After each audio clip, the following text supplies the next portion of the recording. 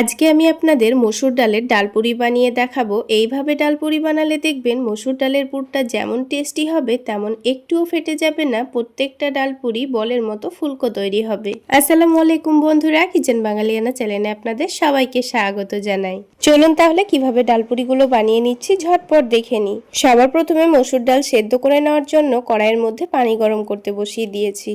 আর এইদিকে আমি half cup পরিমাণ মসুর ডাল নিয়েছি। ডালগুলোকে একটু ভালোভাবে ধুয়ে নেব। তো ডালটা ভালোভাবে ধুয়ে নিয়েছি আর এদিকে কিন্তু পানিটাও গরম হয়ে গেছে। এখন আমি মসুর ডালগুলোকে পানির মধ্যে দিয়ে দিচ্ছি। ডালগুলো দেওয়ার পর একটু করে নাড়াচাড়া করে নেব। তারপর এখানে কোনো রকম মশলা দেওয়া ছাড়াই ঢাকনা দিয়ে ঢেকে ভালোভাবে সেদ্ধ করে নেব। ডালগুলো সেদ্ধ হতে থাক, অন্যদিকে ময়দার একটা ডো মেখে নেব। তো আমি এখানে 1.5 কাপ পরিমাণ ময়দা নিয়ে নিয়েছি। আপনারা ময়দার পরিমাণটা কমিয়ে কিংবা বাড়িয়ে নিতে পারেন। ময়দার মধ্যে সামান্য পরিমাণ লবণ দিয়ে দিচ্ছি আর দিয়েছি চিনি, অল্প একটু দিয়ে দিচ্ছি কালো জিরা। এবার এই ময়দার মধ্যে দিয়ে দেব 3 টেবিল চামচ পরিমাণ সয়াবিন তেল। আপনারা চাইলে তেলের পরিবর্তে ঘি দিয়েও ময়ান দিয়ে নিতে পারেন। তো এখানে তেলের পরিমাণটা একটু বেশি পরিমাণে দিতে হবে, দিয়ে এটাকে ময়ান দিয়ে নিতে হবে। যখন দেখবেন মুঠো করলে এরকম মুঠো হয়ে যাচ্ছে তখনই বুঝতে হবে খুব সুন্দর ময়ান দেওয়া হয়েছে। তাহলে ডালপুরিগুলো অনেকটাই খাস্তা হবে আর খেতেও কিন্তু অনেকটাই টেস্টি হবে। এবার বারে বারে অল্প অল্প করে পানি দিয়ে একটা নর্মাল ডো মেখে নেব।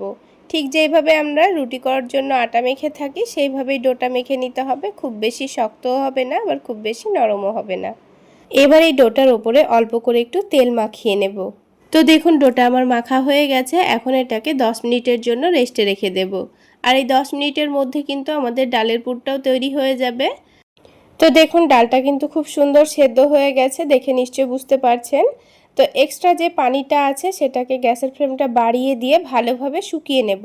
তো দেখুন ডালের এক্সট্রা পানিটা কিন্তু আমি খুব সুন্দর শুকিয়ে নিয়েছি। এখন এটাকে একটা বাটির মধ্যে তুলে নেব। তো দেখুন পুরো ডালটা আমি তুলে নিয়েছি। এবার কড়াইটা আবারও পরিষ্কার করে নিয়ে তার মধ্যে অল্প একটু সরিষার তেল দিয়ে দিচ্ছি। তেলটা ভালোভাবে গরম করে নিয়ে দিয়ে দেব পেঁয়াজ কুচি। পেঁয়াজটাকে লাল করে ভেজে নিতে হবে। তো দেখুন পেঁয়াজটা কিন্তু খুব সুন্দর লাল করে ভেজে নিয়েছি। এখন এর মধ্যে দিয়ে দেব অল্প একটু আদা রসুন বাটা। তারপরে দিয়ে দেব স্বাদ মতো লবণ। দিয়ে দিচ্ছি খুবই সামান্য পরিমাণ হলুদের গুঁড়ো। দিয়ে দিচ্ছি খুবই সামান্য পরিমাণ ধনে গুঁড়ো।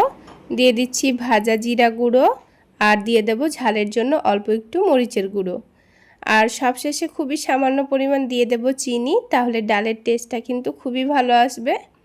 তারপর একটু করে নাড়াচাড়া করে নেব। এখন কিন্তু গ্যাসের ফ্লেমটা লোতে রেখেই কিন্তু নাড়াচাড়া করে নিতে হবে, তা না হলে মশলাগুলো পুড়ে গিয়ে আবার তেতো লাগতে পারে।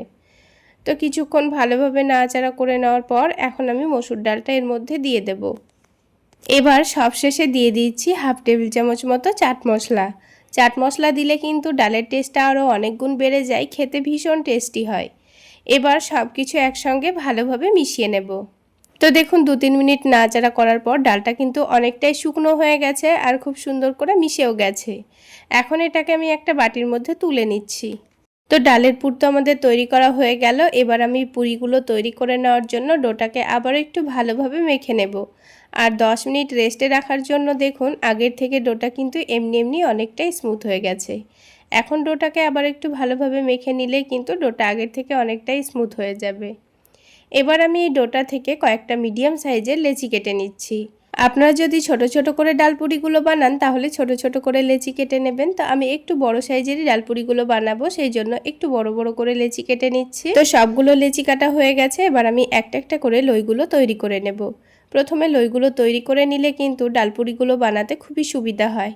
তো দেখুন একটা লই কিন্তু আমার তৈরি করা হয়ে গেল। ঠিক একইভাবে আমি বাকি লইগুলো তৈরি করে নিয়েছি। আর এদিকে ডালটাও কিন্তু ঠান্ডা হয়ে গেছে।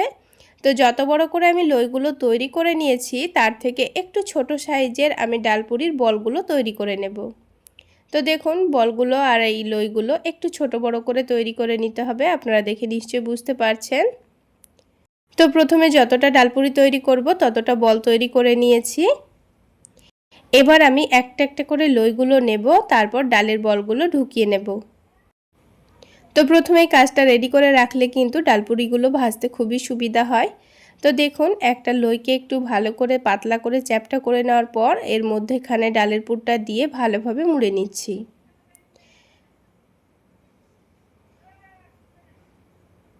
তো দেখুন একটা লই কিন্তু আমাদের তৈরি করা হয়ে গেল। ঠিক একইভাবে যতটা লই তৈরি করে রেখেছি সবগুলোর মধ্যে ডালের বলগুলোকে কিন্তু আমি ঢুকিয়ে রেডি করে নেব।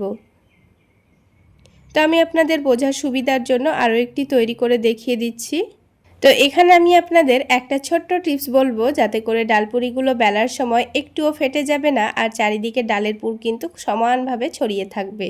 তো তার জন্য এখানে ডালপুরির বলগুলো ঢুকিয়ে নেওয়ার পর আপনাদের অন্তত 5 মিনিট মতো রেস্টে রাখতে হবে। আর এই 5 মিনিট রেস্টে রাখার জন্যই কিন্তু এখানে বলগুলো আগের থেকে অনেকটাই নরম হয়ে যাবে, আর সেই কারণেই কিন্তু বেলার সময় পুরটা একটুও ফেটে যাবে না আর চারিদিকে ডালের পুর ছড়িয়ে থাকবে। আর বেলার সময় ফেটে গেলে কিন্তু পুরিগুলো কিন্তু ফুলতেও চাইবে না, তাই অবশ্যই আপনাদের এটা লক্ষ্য রাখতে হবে। তো দেখুন রেস্টে রাখার জন্য কিন্তু খুব সহজেই পুরিটা বেলা হয়ে গেল। এখন এটাকে আমি আপনাদের ভেজে দেখিয়ে দিচ্ছি। তো পুরিগুলো ভেজে নেওয়ার জন্য কড়াইয়ের মধ্যে পরিমাণ মতো তেল দিয়ে দিতে হবে। তেলের পরিমাণটা বেশি দেব, কেননা ডালপুরিগুলো কিন্তু একটু ডুবো তেলে ভাজতে হয়। আর ভাজার সময়ও কিন্তু আপনাদের একটা ছোট্ট টিপস ফলো করতে হবে। তেলটাকে ধোয়া ওঠা গরম করে নেওয়ার পরই কিন্তু ডালপুরিগুলো দিয়ে দিতে হবে, তারপর দেখবেন খুব সুন্দরভাবে ডালপুরিগুলো ফুলে উঠছে। তো পুরিটা তেলে দেওয়ার পর আমি ছাকনা দিয়ে কিন্তু একটু চেপে চেপে দিয়েছি যেন পুরিটা খুব সুন্দর ফুলে উঠে। তো দেখুন একদিকে যখন হালকা কালার চলে এসছে উল্টে দিয়েছি, আর উল্টে দেওয়ার পর দেখুন পুরিটা কিন্তু একেবারে বলের মতো ফুলে উঠেছে। তো ডালপুরিটাকে উল্টে পাল্টে নিজের পছন্দ মতো কালার আসা পর্যন্ত ভেজে নেব। আর এই পুরিগুলো যদি নরম নরম খেতে চান তাহলে ফুলে যাওয়ার সাথে সাথে হালকা কালার চলে আসলেই তুলে নেবেন। আর যদি মনে হয় এটা একটু মুচমুচে খাস্তা ভাব খাবো তাহলে একটু সময় নিয়ে ভেজে নিতে হবে, তাহলে ওপর থেকে অনেকটা মুচমুচে হবে। আমি ডালপুরিটাকে আমার পছন্দ মতো একটু খাস্তা করে ভেজে নিয়েছি, আর দেখুন কত সুন্দর কালার এসছে। এবার আমি আপনাদের আরও একটি ডালপুরি ভেজে দেখিয়ে দিচ্ছি। তাহলে বন্ধুরা আজকের এই মুসুর ডালের ডালপুরি রেসিপিটা আপনাদের কেমন লাগলো অবশ্যই কমেন্ট করে জানাবেন। আর ভালো লাগলে একটা লাইক শেয়ার করে দেবেন। আর আমার এই সহজ রেসিপিগুলো যদি ইউটিউব চ্যানেল থেকে দেখে থাকেন চ্যানেলটি সাবস্ক্রাইব করে দেবেন, আর ফেসবুক পেজ থেকে দেখে থাকলে পেজটি ফলো করে দেবেন। তো দেখুন বন্ধুরা আমার আরও একটি ডালপুরি কিন্তু ভাজা হয়ে গেছে। ঠিক একইভাবে আমি আপনাদের সবগুলো ডালপুরি ভেজে দেখিয়ে দিচ্ছি। আর দেখুন সবগুলোই কিন্তু একেবারে ফুলকো তৈরি হয়েছে, একটুও কিন্তু ফেটে যায়নি। এবার একটা ডালপুরি আমি আপনাদের ছিঁড়ে দেখিয়ে দিচ্ছি, তাহলেই বুঝতে পারবেন ভেতরে কত সুন্দর চারিদিকে ডালের পুর ছড়িয়ে আছে।